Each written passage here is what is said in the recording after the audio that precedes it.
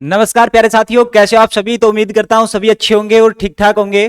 तो प्यारे साथियों, जैसा कि आपको पता है, इस क्लास में हम हरियाणा जीके के क्वेश्चनों की सीरीज शुरू की गई है और हरियाणा जीके के जो क्वेश्चन है उन्हीं के माध्यम से हम तमाम उन फैक्टों, उन तथ्यों के बारे में डिस्कस करते हैं जो आपके आगामी एग्जाम में पूछे जा सकते हैं। देखो जी, एचएससी की जितनी भी भर्तियां होंगी सीईटी मेंस में, यहां पर जो हम क्वेश्चन करवाते हैं, जो क्लास ये हमारी रहती है, ये बड़ी महत्वपूर्ण क्लास रहती है और आपके जो एग्जाम है उसमें यहां से जो चीजें हैं वो 100% पूछी जाएंगी। तो चलिए प्यारे साथियों, आज के इस प्यारे से और बेहतरीन सेशन की हम शुरुआत करते हैं।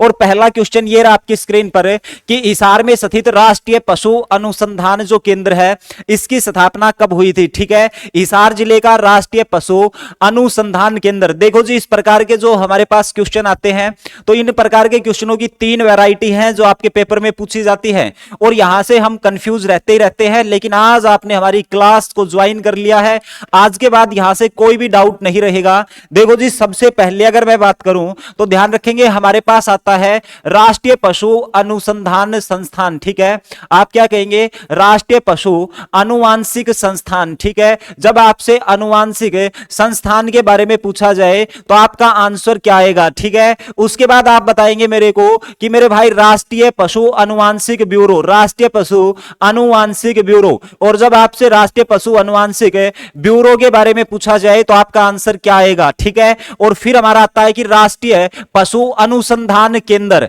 तो ये तीनों अलग अलग चीज है और ध्यान रखेंगे, जब आपसे पूछा जाए राष्ट्रीय पशु अनुवांशिक संस्थान तो ये आपका कहां पर रहेगा। तो देखो जी, ये आपका रहेगा करनाल में। कहां पर रहेगा, तो आप कहेंगे सर करनाल में रहेगा। इसी प्रकार से ब्यूरो पूछा जाए तो ये भी आपका कहां पर रहेगा, तो आप कहेंगे सर ये भी करनाल में रहेगा। लेकिन स्थापना पूछी जाती है पेपरों में, और ध्यान रखेंगे ये जो राष्ट्रीय पशु अनुवांशिक संस्थान है इसकी स्थापना 1984, और उसके बाद ये ब्यूरो है इसकी स्थापना हुई थी 1985। और जो आपका हिसार में स्थित राष्ट्रीय पशु अनुसंधान केंद्र है इसकी स्थापना होती है 1986। ठीक है, तो तीनों क्वेश्चन मैंने आपको एक जगह पे करा दिए हैं, और एक जगह पे करा दिए तो आपको जो है यहां पर कोई भी जो गलती है उसकी गुंजाइश नहीं रहती आपके मेंस एग्जाम में। और ये जो क्वेश्चन है ये बहुत ज्यादा बार एग्जाम में रिपीट हुए हैं, तो मेरे भाई इन डेट को याद रख लेना। ठीक है, मैं दोबारा से आपको बता रहा हूं, बहुत महत्वपूर्ण क्वेश्चन आपसे बताया है।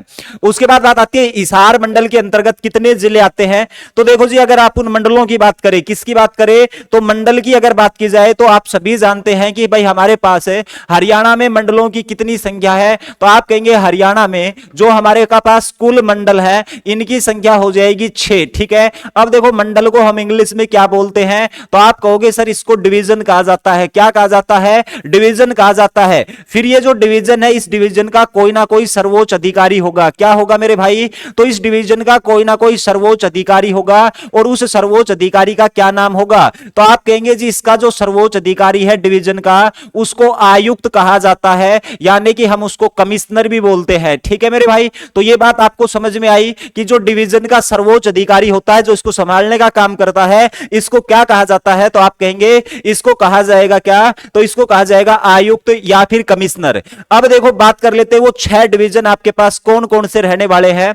तो सबसे पहले तो बात आती है मेरे भाई किसकी, हिसार की। ठीक है, हिसार के बाद ध्यान रखेंगे किसके बारे में, तो आप कहेंगे सर रोहतक के बारे में। ठीक है, रोहतक के बाद आपका कौन सा हो जाएगा, अंबाला डिवीजन हो जाएगा। और अंबाला के बाद आपका कौन सा, तो आप कहेंगे सर हम गुरुग्राम के बारे में याद रख लेंगे। और गुरुग्राम के बाद आपका कौन सा हो जाएगा, तो ये आपका फरीदाबाद, बाबा फरीद की नगरी फरीदाबाद कौन सा होगा मेरे भाई, तो ये आपका फरीदाबाद होगा और करनाल होगा। देखो जी, मैंने जिस सीक्वेंस में लिखे हैं उसी सीक्वेंस में अगर आप याद रखोगे तो चीजें बेहतर होंगी। अब देखो मेरे द्वारा जो लिखा गया है इसका मतलब आप समझ गए हो कि जी पहले ये जो डिवीजन है इनकी संख्या हुआ करती थी कितनी, तो आप कहेंगे सर इनकी जो संख्या है वो पहले हुआ करती थी 4, लेकिन अब कितनी हो गई, 6 हो गई। और नीचे जो लिखे हैं फरीदाबाद और आपका कौन सा करनाल, ये आपके नव निर्वाचित डिवीजन रहेंगे। कैसे डिवीजन रहेंगे, तो आप कहेंगे सर ये नए डिवीजन रहेंगे, ये बाद में बने थे। और ध्यान रखेंगे ये कब बने थे, तो इनकी जो घोषणा होती है वो जनवरी 2017 में होती है, और फरवरी 2017 में इसको क्या बना दिया जाता है, तो आप कहेंगे सर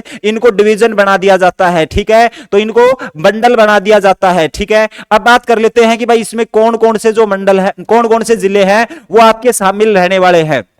देखो जी, सबसे पहले अगर बात करें हिसार जिले की, तो हिसार जिले के अंतर्गत कौन सा आएगा, तो आप कहेंगे सर सिरसा आएगा। कौन सा आएगा, सिरसा आएगा। सिरसा के साथ साथ है आपका फतेहाबाद। कौन सा आएगा भाई, फतेहाबाद। और एक कौन सा हो जाएगा, तो आप कहेंगे जींद। ठीक है, तो सिरसा, फतेहाबाद और जींद कितने जिले हो गए, तो आप कहेंगे सर 3 जिले तो ये हो गए, और एक खुद जिला होगा। कौन सा, तो एक खुद जिला होगा हिसार। कौन सा जिला होगा, तो आप कहेंगे खुद जिला होगा हमारा, जिसका नाम क्या होगा, तो आप कहेंगे उसका नाम होगा हिसार। ठीक है, तो कितने जिले आ गए, 4 जिले आ गए। कितने जिले आ गए मेरे भाई, 4 जिले इसमें आ गए। फिर बात कर लेते हैं रोहतक की। अब देखो रोहतक की अगर बात की जाए तो रोहतक जो मंडल है इसके अंतर्गत कौन से जिले आते हैं, तो आप कहेंगे सर इसके अंतर्गत एक तो आएगा सोनीपत। कौन सा आएगा, तो आप कहेंगे सर सोनीपत आएगा। सोनीपत के बाद अगर बात की जाए तो इसके अंतर्गत आएगा झज्जर। कौन सा आएगा, झज्जर आएगा। झज्जर के साथ कौन सा आएगा, तो आप कहेंगे सर भिवानी। और भिवानी के साथ कौन सा आएगा, चरखी दादरी। ठीक है, और एक खुद कौन सा हो जाएगा, रोहतक हो जाएगा। तो 5 जिले आ गए। और ध्यान रखेंगे सबसे ज्यादा जिले किस मंडल के अंतर्गत आते हैं, तो वो रोहतक मंडल हो जाएगा। अंबाला की अगर बात करेंगे तो अंबाला के साथ कौन सा आता है, आप कहेंगे सर पंचकुला। और कौन सा आएगा, तो आप कहेंगे सर इसके साथ आता है हमारा यमुनानगर। कौन सा, तो पंचकुला, और पंचकुला के साथ है यमुनानगर। और एक आप ध्यान रखेंगे किसके बारे में, तो आप कहेंगे सर कुरुक्षेत्र। कौन सा आएगा, कुरुक्षेत्र। ठीक है, उसके बाद गुरुग्राम की बात करें तो मेरे भाई ध्यान रखेंगे इसके अंतर्गत रेवाड़ी और महेंद्रगढ़ आता है। रेवाड़ी और महेंद्रगढ़। इसी प्रकार फरीदाबाद की बात करें तो इसके अंतर्गत आएगा कौन सा, तो आप कहेंगे सर पलवल। और पलवल के साथ हम ध्यान रखेंगे मेवात, नू का नाम ध्यान है। उसके बाद करनाल की बात करें तो करनाल के अंतर्गत आता है आपका पानीपत। कौन सा आता है, पानीपत। और कौन सा आएगा, तो आप कहेंगे सर कैथल आएगा। ठीक है, पानीपत और जो कैथल है वो किसके अंतर्गत आते हैं, तो आप कहेंगे सर ये करनाल के अंतर्गत आते हैं। और मेरे भाई ध्यान रखेंगे इस प्रकार से हमारे जो 22 के 22 जिले हैं वो 6 मंडलों में बटे हुए हैं। और मंडल का सर्वोच्च अधिकारी है वो आपका आयुक्त, कमिश्नर कहलाता है। उसके बाद अगले क्वेश्चन पे चलिए, हिसार के गठन के समय इसका जो क्षेत्रफल है ये कितना था। ठीक है, तो हिसार के गठन के समय आपको क्षेत्रफल बताना है। सेशन को ज्यादा से ज्यादा शेयर कर दीजिए। देखो जी, हिसार के गठन के समय अगर मैं उसके क्षेत्रफल की बात करूं तो 13,891 वर्ग किलोमीटर। कितना हो जाएगा, 13,891 वर्ग किलोमीटर है ये इसका क्षेत्रफल रहने वाला है। ठीक है, लेकिन मेरे भाई आप ध्यान रखेंगे जब हरियाणा का गठन हुआ था उस गठन के समय सबसे बड़ा जिला, गठन के समय पे आपको क्या बताना है, सबसे बड़ा जिला कौन सा था, सबसे बड़ा जिला है ये कौन सा होता था क्षेत्रफल की दृष्टि से। और उसके बाद ध्यान रखेंगे कि भाई जब हमारे इसका हरियाणा का गठन हुआ था तो गठन के समय पर दूसरा सबसे बड़ा जिला कौन सा, दूसरा सबसे बड़ा जिला। ठीक है, दूसरा सबसे बड़ा जिला है ये कौन सा रहने वाला है। ठीक है भाई, उसके बाद ध्यान रखेंगे गठन के समय सबसे छोटा जिला, गठन के समय पर सबसे छोटा जिला कौन सा होगा, गठन के समय पर सबसे छोटा जिला है ये हरियाणा का कौन सा होगा। फिर आप ध्यान रखेंगे गठन के समय पर दूसरा सबसे छोटा जिला, गठन के समय दूसरा सबसे छोटा जिला है ये आपका कौन सा होगा। ठीक है, इसके बारे में ध्यान रखेंगे। और भाई वर्तमान में क्षेत्रफल की दृष्टि से वर्तमान में सबसे बड़ा जिला, वर्तमान में सबसे बड़ा जिला हरियाणा का कौन सा होगा, सबसे बड़ा जो जिला है ये कौन सा होगा। इसके साथ साथ ध्यान रखेंगे वर्तमान में सबसे छोटा जिला कौन सा होगा, वर्तमान में क्षेत्रफल की दृष्टि से हरियाणा का सबसे छोटा जिला कौन सा होगा। जब आप इस प्रकार से चीजें पढ़ेंगे तो आपको अपने आप बेहतरीन तरीके से याद रहेंगे। देखो गठन के समय सबसे बड़े जिले की अगर बात करें तो वो आपका हिसार हुआ करता था। कौन सा हुआ करता था, हिसार। और गठन के समय दूसरा सबसे बड़ा जिला था वो मेरे भाई ध्यान रखेंगे आपका करनाल हुआ करता था। गठन के समय सबसे छोटा जिला है ये आपका जींद हुआ करता था। ठीक है, और ध्यान रखेंगे जींद हरियाणा का एकमात्र जिला है, गठन से लेकर आज तक ये टूटा नहीं है। उसके बाद बात करें गठन के समय दूसरा सबसे छोटा जिला और वो आपका कौन सा होगा, तो आप कहेंगे सर कानोड़ का किला कहे जाने वाला महेंद्रगढ़, खनिजों का शहर महेंद्रगढ़। ये सब गठन के समय की बातें हो रही थी, 1 नवंबर 1966 की बातें चल रही थी। लेकिन वर्तमान में हरियाणा का सबसे बड़ा जिला है वो आपका क्षेत्रफल की दृष्टि से कौन सा होगा, तो आप कहेंगे सर सिरसा जिला 4277 वर्ग किलोमीटर इसका क्षेत्रफल रहेगा। दूसरा सबसे बड़ा जिला हिसार होगा 3983 वर्ग किलोमीटर के साथ है। और तीसरा सबसे बड़ा जिला भिवानी होगा 3283 वर्ग किलोमीटर के साथ है। उसके बाद अगर बात की जाए वर्तमान में सबसे छोटा जिला कौन सा होगा, तो भाई हरियाणा का वर्तमान में सबसे छोटा जिला होगा फरीदाबाद। कौन सा होगा, फरीदाबाद। और फरीदाबाद है ये कितने वर्ग किलोमीटर, 741.9 वर्ग किलोमीटर। और दूसरा सबसे छोटा जिला वर्तमान में पूछ लिया जाए तो पंचकुला होगा 898 वर्ग किलोमीटर के साथ है। तो ध्यान रखेंगे हिसार का गठन के समय पे क्षेत्रफल कितना था, 13,891 वर्ग किलोमीटर हुआ करता था। हिसार जिले को निम्न में से किस नाम से जाना जाता है? तो आप सभी जानते हैं, हम बार बार ऐसे क्वेश्चनों को रिवाइज करते हैं कि भाई ये जो स्टील सिटी है ये किसको कहा जाता है? हिसार को कहा जाता है। इसके साथ साथ इसको इस्पात नगरी के नाम से भी जाना जाता है, इस्पात नगरी के नाम से भी इसको जाना जाता है। अगर मैं पित्तल नगरी की बात करूं तो पित्तल नगरी के नाम से रेवाड़ी जिले को जाना जाता है। मेडे सिटी की बात करें तो मेडे सिटी के नाम से हरियाणा का गुरुग्राम जिला जाना जाता है।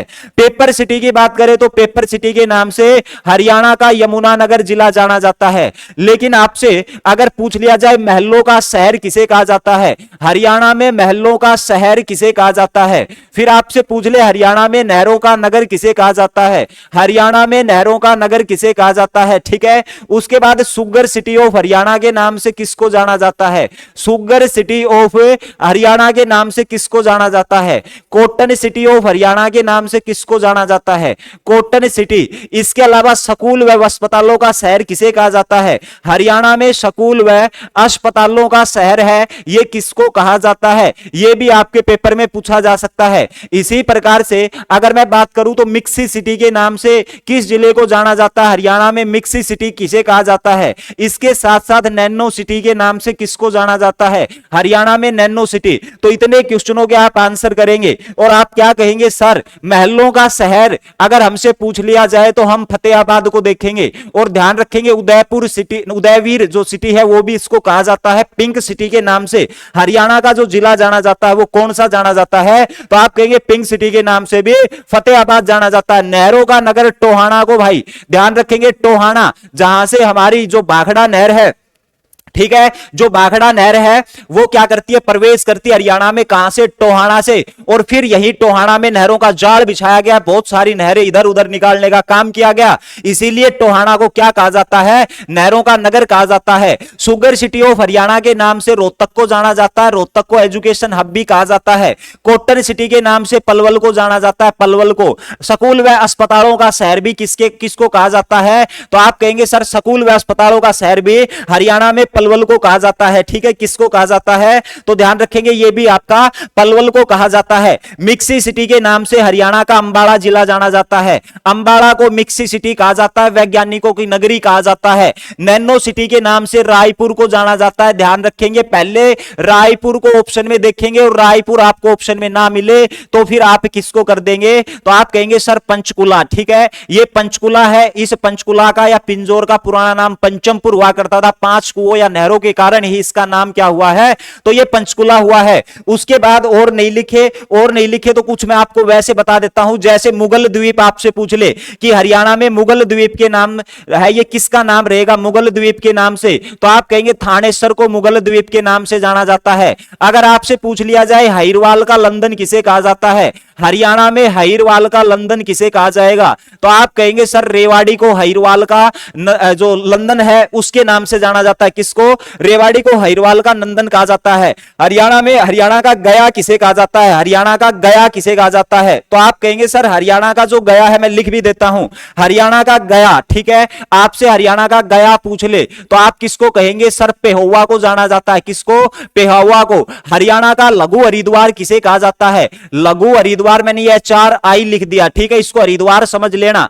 लघु हरिद्वार या पितर भूमि पितरों के श्राद्ध के लिए फेमस।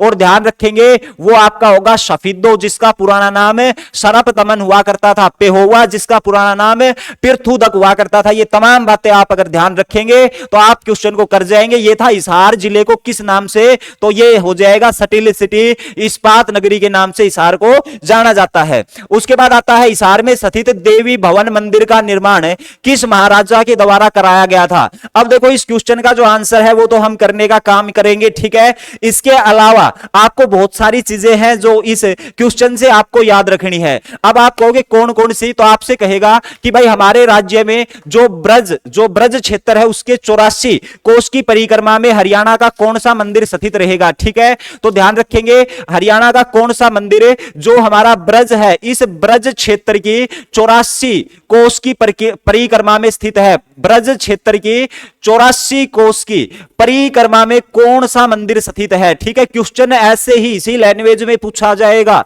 परिक्रमा में स्थित मंदिर कौन सा होगा? ठीक है, उस मंदिर का आपको क्या बताना है? नाम बताना है। फिर भाई आपने श्री कृष्ण का नाम तो सभी ने सुना होगा, आप कहोगे यस सर। वह भाई साहब आपने बलराम का भी नाम सुना होगा, यस सर। आपको पता है आप उन करवाते हैं मुंडन, ठीक है, तो श्री कृष्ण व बलराम का क्या हुआ था? तो मुंडन हुआ था। और इनका मुंडन कहां पर हुआ था? हरियाणा में किस मंदिर में इनका मुंडन हुआ था? हरियाणा में ऐसा कौन सा मंदिर है जहां पर मनोकामना अगर पूरी हो गई, मनोकामना अगर आपकी पूर्ण हो जाती है तो घोड़े चढ़ाए जाते हैं? ठीक है, और ये परंपरा कब से चली आ रही है? घोड़े चढ़ाए जाते हैं। ये हरियाणा का कौन सा मंदिर है? और इसके साथ आपको यह भी बताना है कि ये परिक्रमा है ये कब से चली आ रही है। ठीक है, हरियाणा का एकमात्र जो बलिदानी इनकलाब मंदिर है ये कहां पर रहेगा? ठीक है, तो आपको बताना है हरियाणा का एकमात्र बलिदानी इनकलाब जो मंदिर है ये कहां पर स्थित रहेगा? ठीक है मेरे भाई, और एकमात्र आपका पूरे भारत में रहेगा, और ये रहेगा एकलव्य मंदिर। ये हरियाणा में कहां पर स्थित है? हरियाणा में एकमात्र कौन सा मंदिर है? एकलव्य मंदिर। फिर आपको बताना है सर्वेश्वर महादेव मंदिर के बारे में। मेरे प्यारे प्यारे साथियों, सर्वेश्वर महादेव मंदिर के बारे में आप बताएंगे। ठीक है, ये सर्वेश्वर महादेव मंदिर हरियाणा में कहां पर रहेगा? उसके बाद आपको बताना है शंकराचार्य का मंदिर। ये जो शंकराचार्य जी का मंदिर है ये हरियाणा में आपका कहां पर स्थित रहेगा? फिर बात आती है भूतेश्वर मंदिर है, ये हरियाणा में कहां पर स्थित रहेगा? अब देखो जी, बार बार जो सबसे ज्यादा बच्चों के डाउट आते हैं वो ये आते हैं कि सर हम मंदिर, मेले, गुरुद्वारे और मजार है इनको याद नहीं रख पाते हैं। अब देखो जी, आपने हमारी क्लास ले ली और आपने हमारी क्लास ले ली तो मंदिर, मेले, गुरुद्वारे, मजार, सन, जितनी भी डेटें आपकी सारे की सारी आपके दिमाग में छाप दी जाएगी बहुत कम समय में, क्योंकि हम चीजों को इतनी बार रिवाइज करेंगे, इतनी बार रिवाइज करेंगे कि भाई अपने आप चीज याद हो जाएगी। बस अपनी क्लास की एक कंडीशन, आपको कहीं पे कुछ भी लिखने की जरूरत नहीं है, बिल्कुल कंसंट्रेट होकर पूरे की पूरी जो चीजें हैं वो केवल और केवल आप सुनने का काम करें। ठीक है, देखो जी, ये जो आपका ब्रज क्षेत्र है 84 कोस की परिक्रमा में जो स्थित है ये आपका कौन सा? तो आप कहेंगे जी ब्रज क्षेत्र के 84 कोस परिक्रमा में स्थित वो मंदिर कौन सा रहेगा? तो आपसे मैंने ये मंदिर कल पढ़ाया था, और कल पढ़ाया था तो कौन सा मंदिर? तो आप बता दोगे, नाम बताऊंगा तो आप बता दोगे कि ये मंदिर, तो ये होगा दाऊ जी का मंदिर। किसका मंदिर है? दाऊ जी का मंदिर। ठीक है, और ये जो दाऊ जी का मंदिर है ये हरियाणा में कहां पर स्थित होगा? तो आप कहेंगे सर ये मंदिर है ये हमारा बंचारी में स्थित होगा। कहां पर है? बंचारी में स्थित होगा। और ये जो बंचारी है ये आपका कहां पर रहेगा? ये पलवल जिले में रहेगा। कहां पर रहेगा? पलवल जिले में रहेगा। श्री कृष्ण व बलराम जी का मुंडन हुआ था कहां पर? कुरुक्षेत्र में। और उस मंदिर का क्या नाम रहेगा?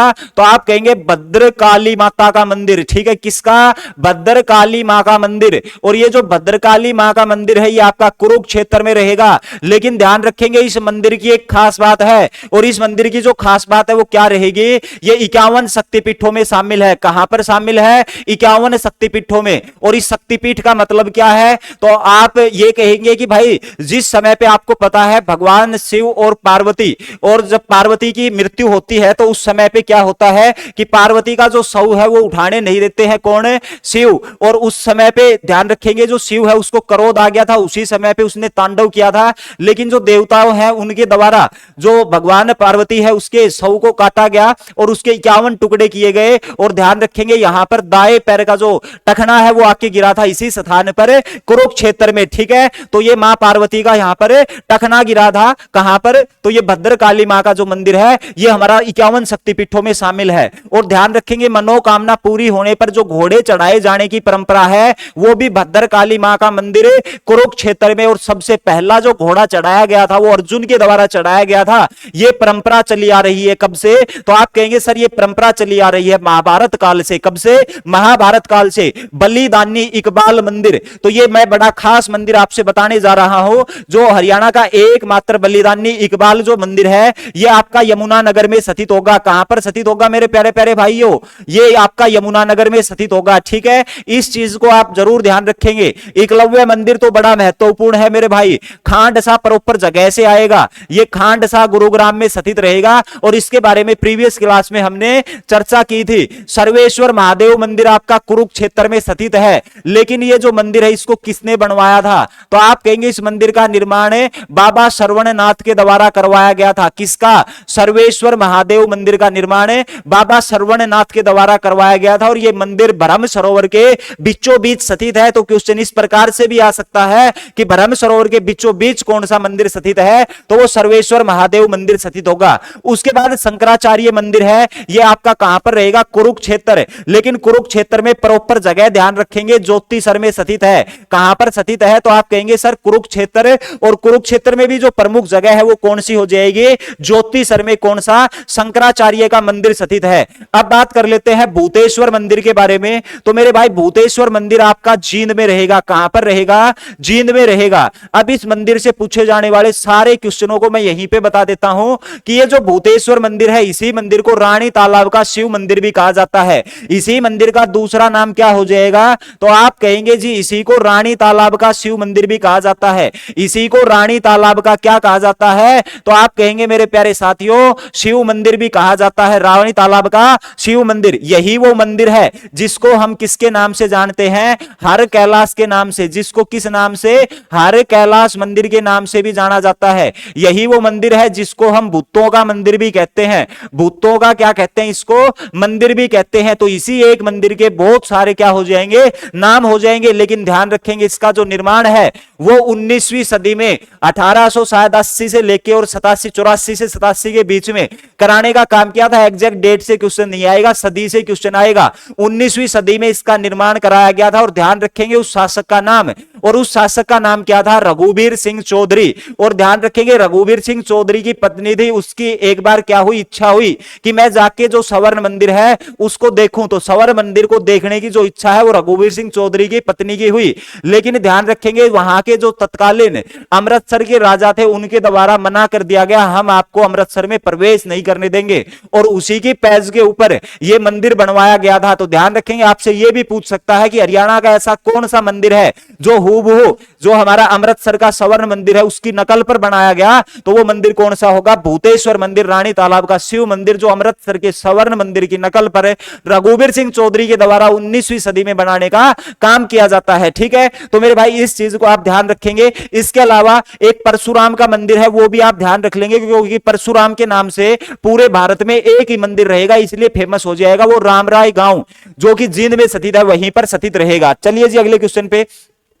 राखी गढ़ी सिंधु घाटी सभ्यता किस जिले में संबंधित है? अब देखो इस प्रकार के क्वेश्चन हमने पिछली क्लास में भी कभी करे थे। तो ध्यान रखेंगे जी राखी गढ़ी एशिया का सबसे बड़ा टिल्ला होगा जो कि आपका कहां पर स्थित है? तो आप कहेंगे सर हिसार में स्थित रहेगा। लेकिन सबसे पहले आप मेरे को बताएंगे शीशवाल संस्कृति के बारे में। ये जो शीशवाल संस्कृति है ये आपकी कहां पर स्थित रहेगी? ठीक है, शीशवाल संस्कृति है ये कहां पर स्थित रहेगी? उसके बाद हमारे पास एक आती है मिथाथल। ठीक है, तो ये जो मिथाथल जगह है ये आपकी कहां पर रहेगी? ठीक है, और एक आप पढ़ रहे हो किसके बारे में? राखी गढ़ी के बारे में। ठीक है, तो इनके बारे में आपको फटाफट से आंसर करना है। अब देखो जी शीशवाल संस्कृति की बात करें तो आप कहेंगे सर ये हिसार में ही रहेगी। कहां पर रहेगी? हिसार में स्थित रहेगी। और ध्यान रखेंगे यहां से आपको क्या प्राप्त हुआ है? यहां से मृद भांड मिले हैं। क्या मिले हैं? मृद भांड मिले हैं। और ध्यान रखेंगे जो आपके सफेद बर्तन है उसके ऊपर काली जो चित्रकारी है वो करने का क्या किया गया है? काम किया गया है। कहां पर है? तो आप कहेंगे सर ये जो हमारी शीशवाल संस्कृति है यहीं से मिले मृद भांड पर। ठीक है, जो बर्तन है उस पर चित्रकारी है वो करने का काम किया गया है। ठीक है, इसके अलावा अगर बात करें तो ये जो है ये किस नदी के किनारे स्थित हो जाएगा? ये तो नहीं पूछा जाएगा, लेकिन इसकी जो खुदाई है, खुदाई ठीक है वो किसके द्वारा की जाती है? तो आप कहेंगे सर खुदाई 1968 में डॉक्टर सूरज भान के द्वारा की गई थी। किसके द्वारा? डॉक्टर सूरज भान के द्वारा। मिताथल की खुदाई 1967 में की गई थी और ये भी किसके द्वारा? तो आप कहेंगे सूरज भान के द्वारा, डॉक्टर सूरज भान के द्वारा। और मिताथल से आपको क्या मिला है? तो एक तो आप ध्यान रखेंगे हाथी का जो गजदंत पिन है। ठीक है, हाथी के दांत की पिन, यानी कि इसको हम लिख सकते हैं कि गजदंत जो पिन है, ये पेपर में पूछा गया था एक बार कि गजदंत पिन है ये हमें कहां से मिली है? तो आप कहेंगे सर ये जो गजदंत पिन है ये हमें कहां से मिलने का कहां से प्राप्त हुई है? तो ये आपको प्राप्त हुई है मिताथल से। ठीक है, इसके अलावा चांदी का भाला और चांदी की चूड़ियां भी यहां से मिली है। चांदी चांदी का भाला मिला है मेरे भाई, और चांदी की क्या मिली है, तो आप कहेंगे जी चांदी की चूड़ियां प्राप्त हुई है। ठीक है, तो चांदी का भाला और जो चांदी की चूड़ियां हैं वो भी आपकी यहीं से प्राप्त हुई है। ठीक है, तो इसके बारे में मेरे भाई आप ध्यान रखेंगे।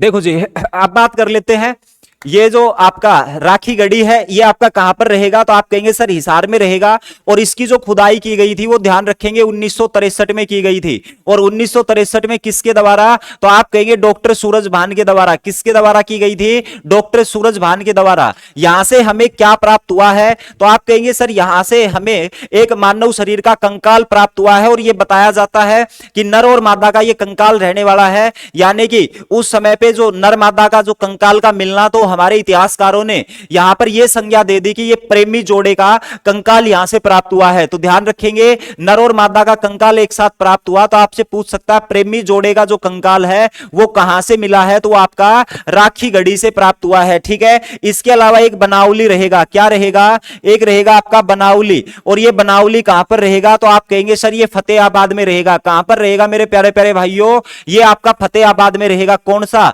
बनावली। और इस बनावली की खोज 1973 और 74 में की जाती है और आर.एस. विस्ट के द्वारा की जाती है। अब बात आती है यहां से कौन से साक्ष्य मिले हैं, तो मेरे भाई खेती से संबंधित कोई भी साक्ष्य आपसे पूछ ले, जैसे अध जले जो कहां से मिले हैं, मिट्टी के हल, सॉरी जुते हुए हल या मिट्टी के हल ऐसा कुछ है, तो वो कहां से मिले हैं, वो आपको बनावली से मिले हैं। तो इस प्रकार से आप अभी इनके बारे में ध्यान रखें, अगली क्लास में जब क्वेश्चन आएगा तो हम इससे आगे पढ़ने का काम करेंगे। उसके बाद आगे बात आती है हिसार जिले से कौन सा जो जिला है उसको अलग करके बनाया गया। हिसार जिले से अलग किसको किया है, देखो जी अगर हम बात करें हिसार जिले से कौन से जिले अलग हुए हैं, तो सबसे पहले हम लिखते हैं यहां पर हिसार जिला। और आपको पता है जब हरियाणा का गठन हुआ तो हिसार क्या था, उस समय पे जिला था। और हिसार जिले से सबसे पहले तो काटा जाता है किसको, सिरसा जिले को इससे अलग किया जाता है।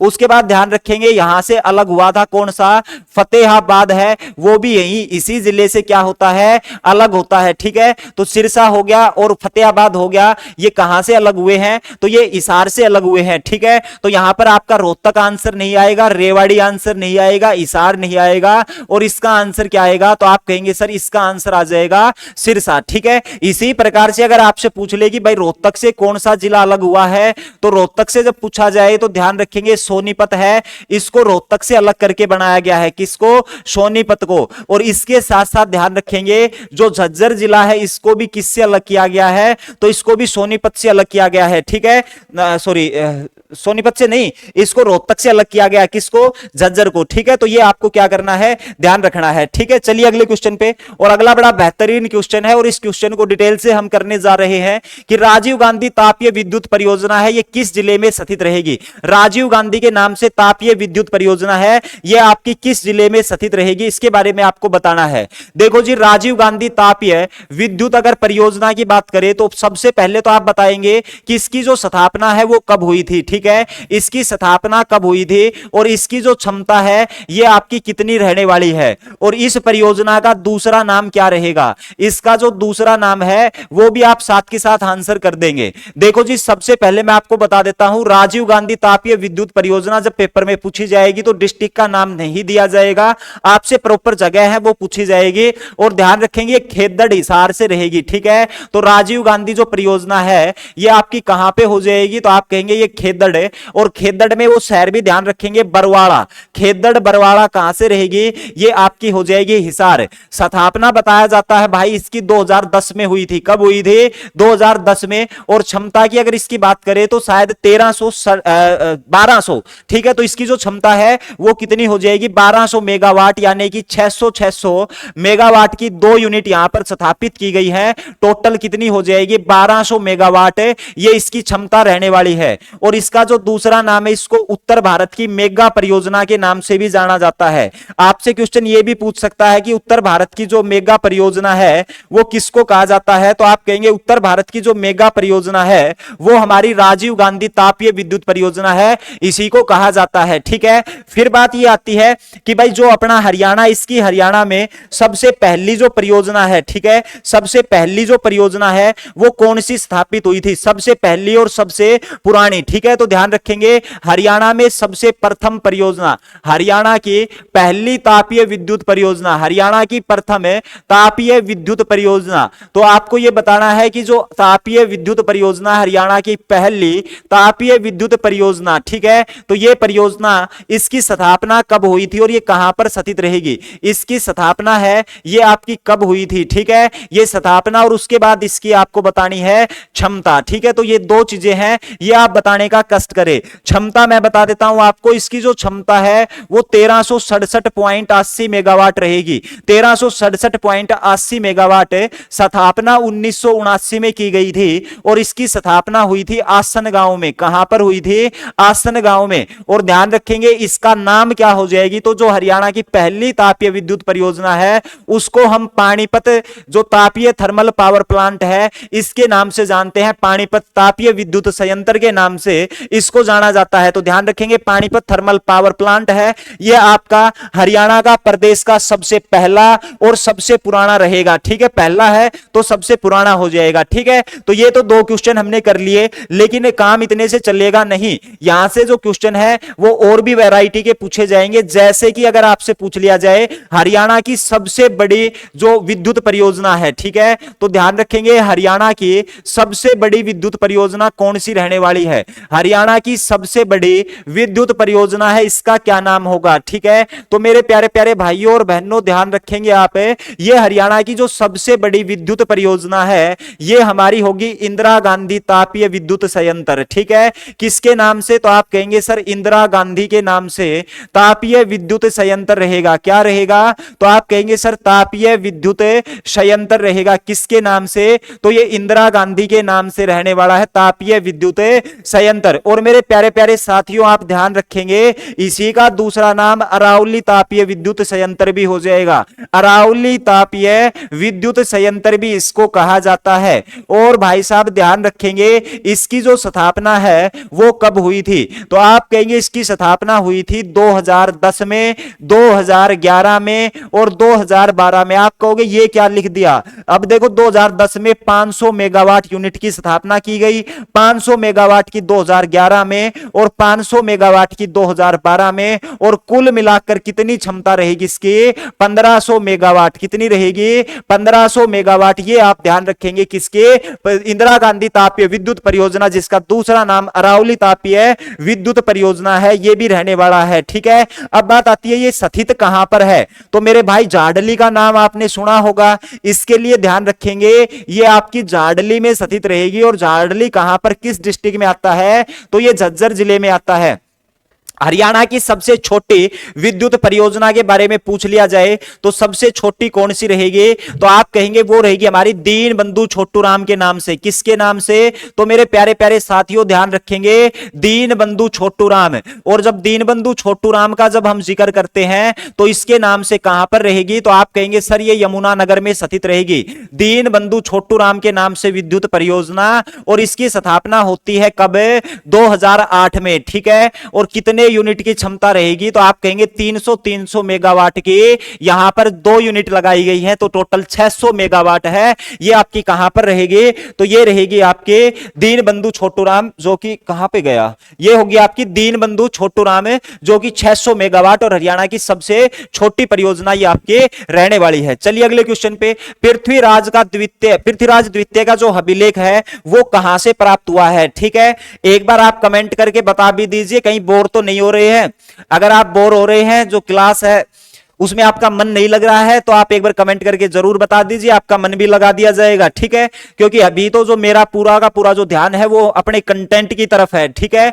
लेकिन कहीं अब अगर आप बोर हो रहे हैं क्लास में तो आपका ध्यान भी लगा दिया जाएगा, ठीक है मेरे भाई। देखो जी, अगर बात आती है कि पृथ्वीराज जो द्वितीय है इसका अभिलेख हमें कहां से मिला है, तो ध्यान रखेंगे ये अभिलेख है ये आपका हांसी से मिला है। कहां से मिला है, तो ये आपका हांसी से प्राप्त हुआ है। अब बात आती है कि जो पृथ्वीराज द्वितीय है, ठीक है, ये जो पृथ्वीराज द्वितीय है इसके इस अभिलेख से हमें क्या जानकारी मिलती है, तो एक तो जानकारी ये मिलती है कि भाई आशीरगढ़ का जो किला है, कौन सा, आशीरगढ़ का, जिसको हम आशी का किला भी कह देते हैं, ये आशीरगढ़ के किले का क्या कराया था इसने, तो ये जो आशीरगढ़ का किला है इसका पुनः निर्माण कराया था। क्या कराया था, तो आप कहेंगे सर इसका पुनः निर्माण इसने कराया था। आशीरगढ़ का किला जिसको तलवारों का किला भी कहा जाता है, ठीक है मेरे भाई।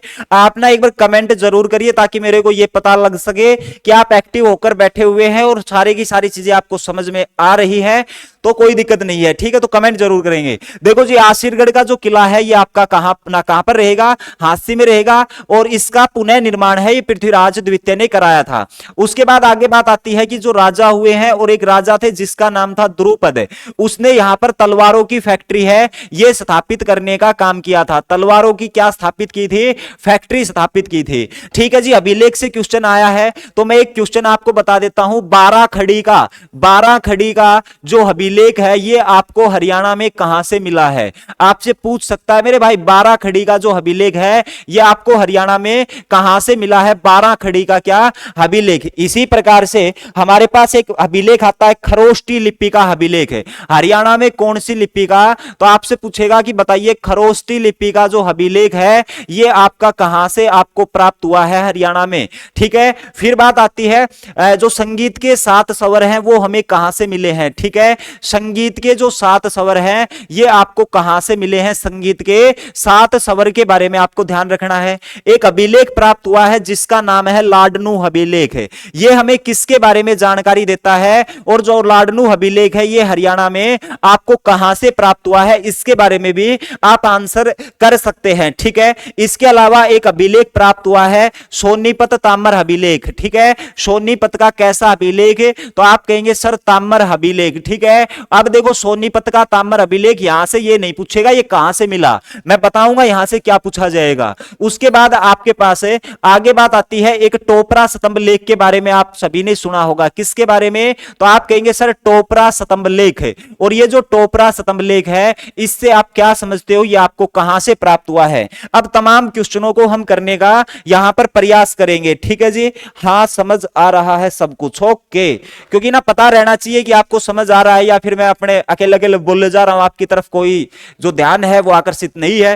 क्योंकि भाई साहब ये है कि आपका जो एग्जाम है वो बिल्कुल नजदीक है, और एग्जाम नजदीक है तो चीजें ऐसे ही अपने रूटीन में चलेंगी तो बीच में रिदम नहीं तोड़ा जाता है। इसीलिए मैं एक बार पूछना चाह रहा था कि आपको समझ आ रही है चीजें कि नहीं आ रही। देखो जी 12 खड़ी का जो अभिलेख है ये हमें मिला है सुध से, कहां से, तो आप कहेंगे सर सुध यमुनानगर से ये प्राप्त हुआ है। कहां से, सुध यमुनानगर से प्राप्त हुआ है। खरोष्टी लिपि के अभिलेख की अगर बात की जाए तो मेरे प्यारे प्यारे भाइयों और बहनों ये आपको करनाल से प्राप्त हुआ है। उसके बाद संगीत के 7 स्वर हैं इसकी आपको ईंट प्राप्त हुई है, क्या ईंट प्राप्त हुई है। और संगीत के 7 स्वरों की जो ईंट है वो हमें अग्रोहा से प्राप्त हुई है, हिसार से। उसके बाद लाडनू अभिलेख है ये आपको मिला है राजस्थान से। लेकिन इस अभिलेख की खास बात यह है कि हरियाणा की जो राजधानी है, हरियाणा की जो राजधानी है वो इस अभिलेख में क्या बताई है, तो आप कहेंगे हरियाणा की राजधानी बताई है, क्या, तो आप कहेंगे सर दिल्ली को हरियाणा की राजधानी बताया है। सोनीपत ताम्र अभिलेख है इसके बारे में मेरे भाई ध्यान रखेंगे ये आपका जो हर्षवर्धन है, ठीक है, या फिर हम ये कहेंगे जो वर्धन वंश है, ठीक है। कौन सा वंश है, वर्धन वंश। इसी को पुष्यभूति वंश के नाम से भी जाना जाता है, ध्यान रखेंगे। इसकी स्थापना पुष्यभूति के द्वारा की गई थी तो इसको वर्धन वंश या पुष्यभूति वंश के नाम से जाना जाता है। और इस तमाम वंश के बारे में जो जानकारी देता है वो हमें कौन सा अभिलेख देता है, तो वो हमें देता है कौन सा, सोनीपत ताम्र अभिलेख है। और मेरे प्यारे प्यारे साथियों आप ध्यान देंगे आप ध्यान देंगे कि ये जो सोनीपत ताम्र अभिलेख है ये हमें ये भी बताता है कि जो हर्षवर्धन है वो शैव धर्म का उपासक था। किसको मानता था? तो वो आपका जो शैव धर्म है उसको मानने का काम करता था। कौन? हर्षवर्धन। ठीक है, तो ये तो कुछ महत्वपूर्ण अभिलेख हैं और ये मैंने बता दी हरियाणा की राजधानी। लेकिन अब आप उन बात करेंगे सबसे महत्वपूर्ण स्तंभलेख का और उसका नाम होगा टोपरा। अब इसके बारे में भाई साहब ध्यान रखें, कभी भी आपको कंफ्यूज नहीं होना है। ठीक है, और यहां पर मैं जितना भी आपको कंटेंट प्रोवाइड कर रहा हूं ये चीज भी मेरे को बता देनी चाहिए आपको, क्योंकि एक संशय हमारे दिमाग में बना रहता है हरियाणा जीके को लेकर कि इसमें बहुत सारी बुक है उसमें करेक्शन दे रखा है, बहुत सारी बुकों में गलतियां दे रखी है, तो क्या आप जो कंटेंट प्रोवाइड कर रहे हो वो एरर फ्री है? तो मैं ये दावा कर सकता हूं 100% आपकी हमारी चौथी मुलाकात शायद ये होगी, चौथी क्लास हमारी और आपकी ये रहने वाली है। और इस क्लास में यानी कि अभी तक आपने खूब कंटेंट देखा है, तो कहीं पर कोई एरर है शायद ही आपको मिला हो, तो बिल्कुल एरर फ्री कंटेंट है, बिल्कुल 100% आंख मीच कर आप इसके ऊपर विश्वास कर सकते हैं। तो देखो जी, टोपरा स्तंभलेख की अगर बात की जाए तो ये स्तंभलेख आपको कहां से मिला है? तो आप कहेंगे सर ये जो स्तंभलेख है इसको हम कहेंगे ये हमें जो टोपरा से मिला है। कहां से? टोपरा से। अब देखो इसको जो स्थापित कराया था ना वो किसने कराया था? तो जो अशोक मौर्य साम्राज्य में मौर्य काल में आए थे, कौन? अशोक, उसी के द्वारा स्तंभलेख बहुत सारे स्थापित कराए गए थे। अपने हरियाणा में एक स्तंभलेख स्थापित कराया टोपरा, और उस समय पे इसने इस स्तंभलेख को अंबाड़ा में स्थापित कराने का काम किया। लेकिन वर्तमान में ये जो टोपरा गांव है ये यमुनानगर में जा चुका है, तो वर्तमान में कहां पे रहेगा? यमुनानगर में, लेकिन स्थापित कराया उस समय अंबाड़ा में था। अब बात आती है ये जो स्तंभलेख है ये कहां से लाया गया था, ये भी ध्यान रख लेंगे। तो टोपरा स्तंभलेख को कहां से लाया गया था? तो ध्यान रखेंगे गिरनार की पहाड़ी। कहां से? तो आप कहेंगे गिरनार पहाड़ी से पत्थर लाया गया था। और ये जो गिरनार की पहाड़ी है ये आपकी कहां पर रहेगी? तो आप कहेंगे सर ये गुजरात में रहेगी। फिर बात ये आती है कि इस स्तंभलेख पर कुछ ना कुछ अशोक ने लिखवाने का काम किया होगा, तो वो जो लिपि है वो लिपि कौन सी रहेगी? तो बहुत महत्वपूर्ण क्वेश्चन है मेरे भाई, कई बार पूछ लेता है ये। तो टोपरा स्तंभलेख की अगर आपसे लिपि पूछ ली जाए तो ध्यान रखेंगे ये ब्राह्मी लिपि होगी। कौन सी लिपि होगी? ब्राह्मी लिपि होगी। एक बार कल रख के पेपर में पूछ लिया था कि भाई जो मौर्य साम्राज्य है उसके समय पे जो लिपि है वो कौन सी थी? तो हम कहेंगे ब्राह्मी लिपि। अशोक के जितने भी अभिलेख है, जितने भी स्तंभलेख है, जितने भी शिलालेख हैं, सारे के सारे ब्राह्मी लिपि में लिखे गए हैं। लेकिन ध्यान रखेंगे जो भारत से बाहर के हैं, और भारत से बाहर की बात करें उत्तर पश्चिम के जितने भी अभिलेख है, जितने भी शिलालेख है, वो आपके खरोष्टी लिपि में लिखे गए हैं। ठीक है, और दूसरी हम इस स्तंभलेख की भाषा की अगर बात करें तो इसकी भाषा कौन सी रहने वाली है? तो आप कहेंगे सर प्राकृत भाषा रहेगी। कौन सी? प्राकृत भाषा है ये इस स्तंभलेख की रहने वाली है। ठीक है, तो अभी पृथ्वीराज चौहान का अभिलेख था जो आपका हांसी से मिला है। उसके बाद हड़प्पा जो संस्कृति है इसका एक बहुत बड़ा टीला है, ये हरियाणा में कहां पे है इसके बारे में हम चर्चा कर चुके हैं। ये आपका राखीगढ़ी में रहेगा। कर्ण का टीला और जो है और अरस का टीला है ये आपका कहां पर स्थित रहेगा? तो ये आपका थानेसर में स्थित रहेगा। कहां पर रहेगा मेरे प्यारे प्यारे भाइयों और बहनों? ये आपका थानेसर में स्थित रहेगा। उसके बाद बात आती है करनाल जिले की स्थापना कब हुई थी? तो देखो जी ये जो स्थापना है ये आपके पेपर में पूछ ली जाती है, और जो स्थापना है वो एक बार में याद नहीं रहती, लेकिन आप बार बार क्लास में जुड़े रहे तो स्थापना आपको याद हो जाएंगी। देखो करनाल जिले की स्थापना की अगर बात की जाए तो आपको पता है कि जी ये हमारा क्या था, जब हरियाणा का गठन हुआ उस समय पे ये जिला था। 1 नवंबर 1966 को इसकी स्थापना हुई थी। ठीक है, लेकिन आप मेरे को बताएंगे भिवानी जिले की स्थापना कब हुई थी? भिवानी के बाद ध्यान रखेंगे सोनीपत जिले की स्थापना कब हुई? सोनीपत के बाद ध्यान रखेंगे कुरुक्षेत्र जिले की स्थापना कब हुई थी? और सिरसा जिले की जो स्थापना है वो आपकी कब हुई थी? उसके बाद ध्यान रखेंगे फरीदाबाद जिले की स्थापना कब हुई थी? किसकी? फरीदाबाद की। फिर 3 जिले एक साथ बने थे, और वो कौन कौन से? तो आप कहेंगे जी कैथल, रेवाड़ी और हमारा कौन सा था? पानीपत, और इसके बाद यमुनानगर। इन जिलों की स्थापना कब हुई थी? एक जिला आता है जिसका नाम था पंचकुला, इसकी स्थापना कब हुई थी? एक आपका आता है फतेहाबाद, इस जिले की स्थापना कब हुई थी? झज्जर जिले की स्थापना ये आपकी कब हुई थी? मेवात जिले की स्थापना कब हुई थी? पलवल जिले की स्थापना आपकी कब हुई थी? और दादरी, चरखी दादरी जिला है, इसकी स्थापना आपकी कब हुई थी? मात्र 1 मिनट में सारे का सारा जो कंटेंट है उसको हम रिवाइज कर जाएंगे। देखो जी मेरे भाई, मैं आपको भूलने नहीं दूंगा बिल्कुल भी। भिवानी जिला बना था 22 दिसंबर 1972 को, 22 दिसंबर 1972 को। और 1972 को तो इतिहास में ध्यान रखिए, क्योंकि यहां से क्वेश्चन बनता है हरियाणा परिवहन का राष्ट्रीयकरण कब हुआ था? हरियाणा परिवहन का राष्ट्रीयकरण कब हुआ था वो भी आपका आपका 1972 में हुआ था। सोनीपत जिले की स्थापना इसके साथ ही हुई थी, यानी कि 22 दिसंबर 1972 की दोनों जिले एक साथ अस्तित्व में आए। अब हरियाणा में 9 जिले हो चुके थे, कुरुक्षेत्र हरियाणा का 10वां जिला था। पेपर में ऐसे भी घुमा के पूछ सकता है कि 10वां जिला कौन सा बना, तो वो कुरुक्षेत्र बना था। और ध्यान रखेंगे इसकी स्थापना हुई थी 23 जनवरी 1973 को, ठीक है। उसके बाद सिरसा जिले की स्थापना 1 सितंबर और 26 अगस्त, एक बार तो 26 अगस्त से क्वेश्चन आया था और एक बार 1 सितंबर से आया। और ध्यान रखेंगे दोनों ही डेटें सही रहेगी, 1 सितंबर है ये ऑफिशियल रूप से सही होगा। 1975 को ये हमारा जिला बनता है। फरीदाबाद की स्थापना होती है भाई 1979 में, और ये 4 जिले जो एक साथ बने थे ये आपका 1 नवंबर 1989 को, 1 नवंबर 1989 को जिले बने थे। उसके बाद पंचकुला ध्यान रखेंगे 95 में, ये 15 अगस्त 1995 को जिला बना था, ये आपके जुलाई में बने थे। और ध्यान रखेंगे 1997 में जिले बने थे, कौन कौन से, फतेहाबाद झज्जर दोनों एक साथ है। मेवात 3 अप्रैल, ध्यान रखेंगे यहां से डेट इंपॉर्टेंट है, और 3 अप्रैल 2005 को मेवात जिला बना था। इसके पीछे का कारण पिछली क्लास में करवा चुके हैं। पलवल जो जिला बना था ये आपका 15 अगस्त 2008 को बना, और चरखी दादरी जो जिला बनता है नवंबर से भी क्वेश्चन आ चुका है, और दिसंबर ऑफिशियल रूप से सही रहेगा, तो दिसंबर 2016 को चरखी दादरी हरियाणा का 22वां जिला है वो बनता है, ठीक है। तो सारे जिले एक साथ आपको गठन रिवाइज कराने का मैंने काम कर दिया है। उसके बाद करनाल जिले का जो क्षेत्रफल है वो आपका कितना रहेगा। देखो जी ये बड़े महत्वपूर्ण क्वेश्चन होते हैं क्षेत्रफल से, और क्षेत्रफल आपको ध्यान रखना है, ये इसने गलत दे रखा है, 2568 भी नहीं रहेगा, 2550, 2983 और ये कुछ भी नहीं रहेगा। तो हम क्या कर लेते हैं, इसका मैं आपको अलग से बता देता हूं, 2520 ऑफिशियल ऑथेंटिक डाटा है, ये आपका सही रहेगा। 2520 वर्ग किलोमीटर करनाल जिले का क्षेत्रफल रहेगा। लेकिन कुछ क्षेत्रफल आप मेरे साथ याद कर सकते हैं, जैसे कि अगर मैं बात करूं गुरुग्राम जिले की, किसके, गुरुग्राम जिले की, और गुरुग्राम जिले का क्षेत्रफल मेरे प्यारे भाइयों और बहनों 1258 वर्ग किलोमीटर, ध्यान रख लेना।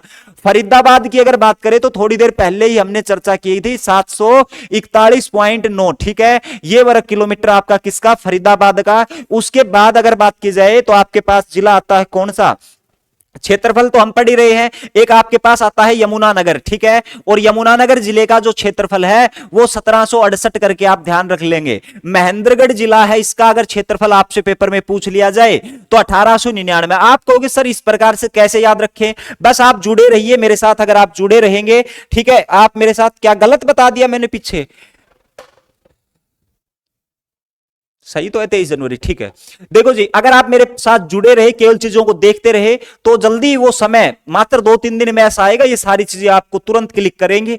लेकिन याद भी अगर आपको 5-7 दिन में नहीं हुआ तो इस चीज की मैं आपको गारंटी देता हूं, 24-25 को आपका एग्जाम है, उस समय पे अगर डे इससे क्वेश्चन आ गया, ऑप्शन देख के 100% आप सही कर जाएंगे। महेंद्रगढ़ जिला है ये 899 वर्ग किलोमीटर रहेगा। उसके बाद भिवानी जिले की अगर बात करें तो ये 3283 वर्ग किलोमीटर, ध्यान रखेंगे। इसी प्रकार से अगर हम रोहतक जिले की बात करें, किस जिले की, रोहतक जिले का क्षेत्रफल 1745 वर्ग किलोमीटर रहेगा। अब डाउट वाला क्वेश्चन बता देता हूं, अंबाला जिले का क्षेत्रफल भाई 1574 वर्ग किलोमीटर है, लेकिन रेवाड़ी जिले का जो क्षेत्रफल है वो आपका कितना होगा, 1594 वर्ग किलोमीटर। देखो ये वर्ग किलोमीटर में अगर आपको क्षेत्रफल याद हो गए ना, यहां से बहुत सारे क्वेश्चन आ जाते हैं, कई बार 3 से 4 जो आपके डिस्ट्रिक्ट है उनको कंपेयर करके ये पूछ लेता है कि क्षेत्रफल की दृष्टि से इनको सीक्वेंस में सेट करिए। अगर आपको क्षेत्रफल पता है तो किसी भी जो जिला है उसको आप सीक्वेंस में सेट कर सकते हैं, ठीक है। तो ये आपको रेवाड़ी जिले का ध्यान रखना। एक भाई लास्ट पंचकुला का और ध्यान रख लो, बाकी बच गए अगली क्लास में कर लेंगे। पंचकुला है, इसका आपका 898 वर्ग किलोमीटर रहेगा। अब मेरा आपसे एक क्वेश्चन है, और मेरा क्वेश्चन आपसे यह है कि क्षेत्रफल की दृष्टि से हरियाणा का सबसे क्षेत्रफल और जनसंख्या की दृष्टि से, क्षेत्रफल और जनसंख्या की दृष्टि से हरियाणा का सबसे बड़ा जो शहर है वो कौन सा होगा। इस क्वेश्चन का आंसर आप कमेंट बॉक्स में दर्शाने का काम करेंगे। चलिए जी आगे। उसके बाद 2011 की जनगणना के अनुसार जो हमारी करनाल जिले की जो जनसंख्या है वो आपकी कितनी रहेगी। देखो जी जनसंख्या हम लगातार पढ़ते आ रहे हैं, और ध्यान रखेंगे यहां पर जो ऑप्शन है 15 लाख से कुछ ज्यादा रहेगी, तो ध्यान रखेंगे 15 लाख इसकी रहेगी। और इससे पहले जो हमने बड़े जिले पढ़े हैं उनकी जनसंख्या 17-17 लाख पड़ी है, जैसे कि हिसार की और हमने फरीदाबाद की। अब देखो मैं आपको आपको एक बात और बता देता हूं, यहां से कुछ अलग करते हैं आज, कि भाई आप ध्यान रखेंगे सबसे पहला जो काम है आपको वो रहना चाहिए कि जनसंख्या को हम 3 कैटेगरी में बांटते हैं 22 के 22 जिले को। सबसे पहली कैटेगरी आती है कि 15 लाख से अधिक जनसंख्या वाले, 15 लाख से अधिक जो जनसंख्या है, 15 लाख से अधिक जनसंख्या वाले कितने जिले होंगे, 15 लाख से अधिक जनसंख्या वाले। और दूसरी बात आती है कि भाई हमारा दूसरा कौन सा हो जाएगा, तो आप कहेंगे 10 लाख से कम वाले, 10 लाख से कम जनसंख्या वाले कितने जिले होंगे। ठीक है, तो अब देखो ये हमारे पास जिले होंगे कितने, 5, और यहां पर 10 लाख से कम वाले आपके जिले कितने होंगे, 6 होंगे। ठीक है, टाइम हो गया, पता भी नहीं चल रहा टाइम हो गया। देखो जी 15 लाख से अधिक जनसंख्या वाले जो 5 जिले हैं वो कौन कौन से होंगे, तो देखो जी बात आती है सबसे पहले आप पढ़ेंगे किसके बारे में, फरीदाबाद के बारे में। फरीदाबाद के बाद ध्यान रखेंगे हमारा दूसरा आएगा करनाल, ठीक है, उसके बाद हमारा आएगा गुरुग्राम, गुरुग्राम, तीसरा हमारा आएगा भिवानी, और चौथा हमारा कौन सा आएगा ना, सॉरी पांचवा आएगा हमारा कौन सा, हिसार। ये 5 जिले ध्यान रखेंगे, जनसंख्या इसकी अधिक रहेगी।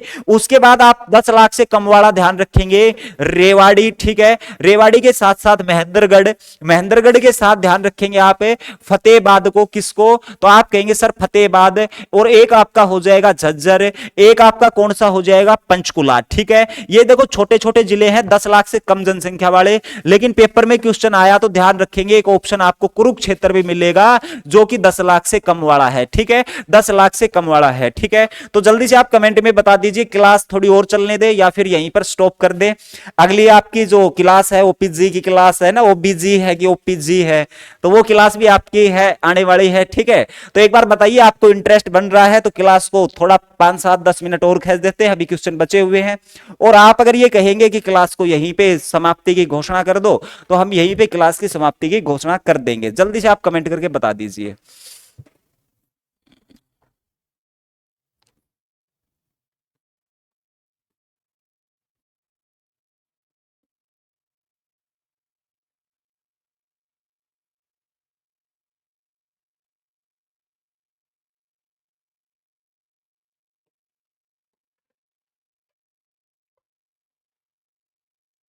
अरे भाई सो जागू सो, हलचल ही नहीं कर रहे कतई भी है, हलचल बहती रहनी चाहिए।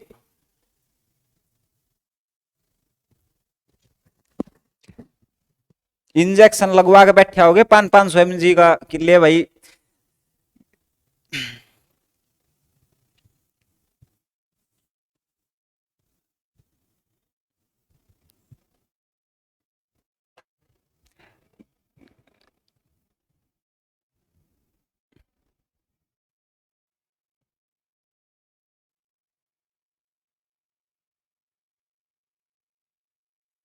ठीक है ठीक है, ओबीजी वाले आने दो सर। ओके ओके, तो यही मैं पूछ रहा था, इतनी देर से कोई बोल ही नहीं रहा।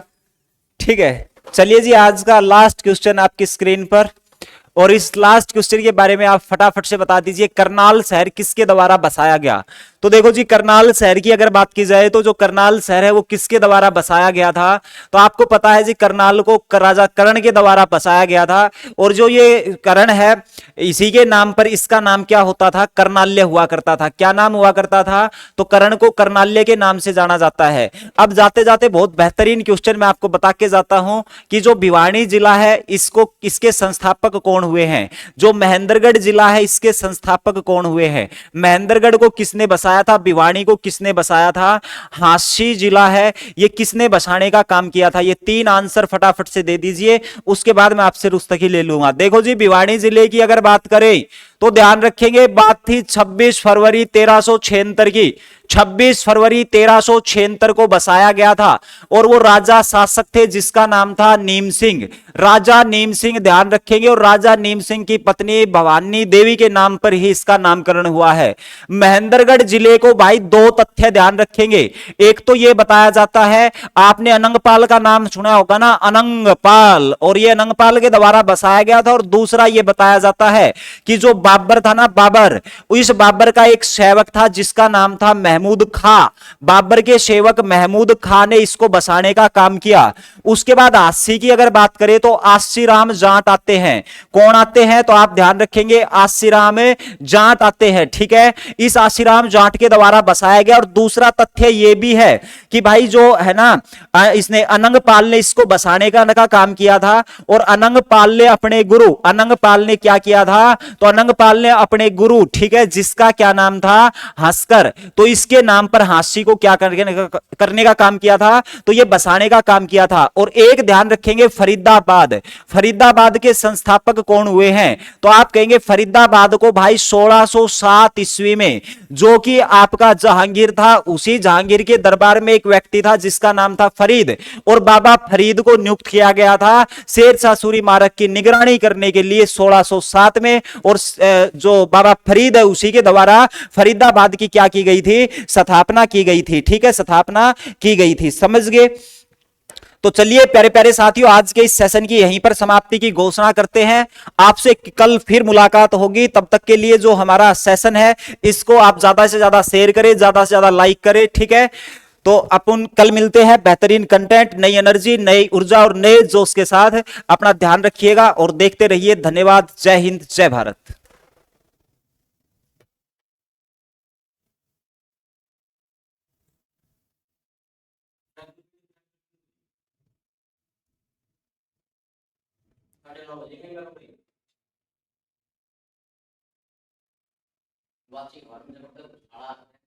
उछाड़ तो आणो ही तो ना